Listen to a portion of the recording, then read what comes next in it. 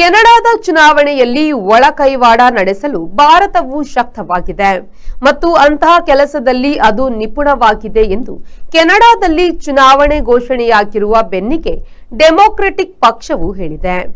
ಕೆನಡಾದ ಚುನಾವಣೆಯಲ್ಲಿ ಒಳ ಪ್ರಭಾವ ಬೀರಲು ಹಲವು ದೇಶಗಳು ಪ್ರಯತ್ನ ನಡೆಸಿವೆ. ಅವುಗಳಲ್ಲಿ ಭಾರತವೂ ಒಂದು.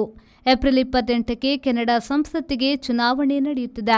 ಭದ್ರತೆ ಹಾಗೂ ಗೂಢಚಾರ ಒಳತೂರು ಮೂಲಕ ಕೆಲವರು ಕೆನಡಾದಲ್ಲಿ ನ್ಯಾಯಯುತ ಚುನಾವಣೆ ನಡೆಯದಂತೆ ನೋಡುತ್ತಿದ್ದಾರೆ.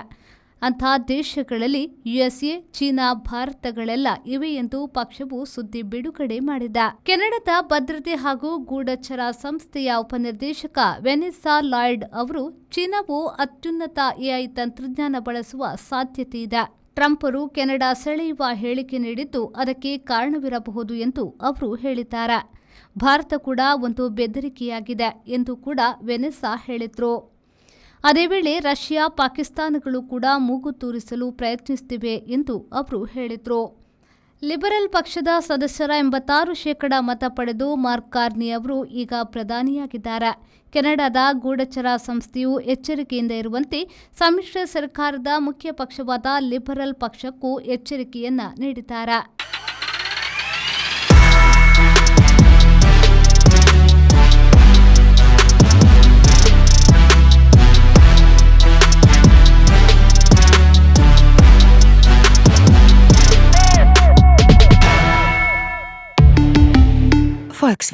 Volkswagen Mangalore, Airport Road, Yeyadi, Mangalore. Volkswagen.